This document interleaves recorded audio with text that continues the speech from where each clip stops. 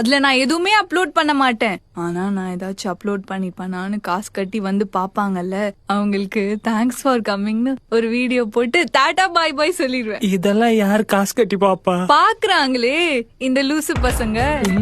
நீங்க தான்டா இவளுங்களை வளர்த்து விடுறீங்க. நீங்க ட்ரெண்ட்லயே இல்ல. ஓ நீங்க லவ் பண்ணிருக்கீங்களா? இல்லங்க. ஏங்க செட் ஆகலையா?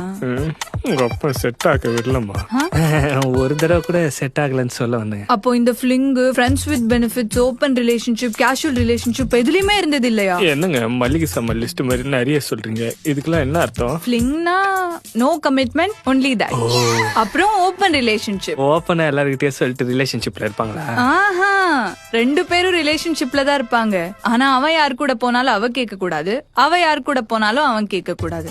ரெண்டு பேரும் ஒன்னா இருக்காங்கன்னு வெளியவே தெரியக்கூடாது. ஓ கள்ளக்காதல். அப்புறம் ஒன் நைட் ஸ்டாண்ட். நைட் ஃபுல்லா நின்னுட்டு இருப்பாங்களா? இல்ல இவன் யாருன்னு அவளுக்கு தெரியாது, அவ யாருன்னு இவனுக்கு தெரியாது.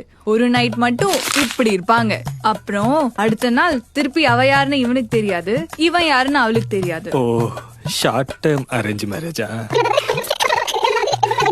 கப்பிள் ஸ்வாப்பிங் அப்படின்னா போதும் போதும். சொன்ன எல்லாத்துக்கும் பேர் தான் வேற வேற, மேட்ரு ஒண்ணுதான். என்னது?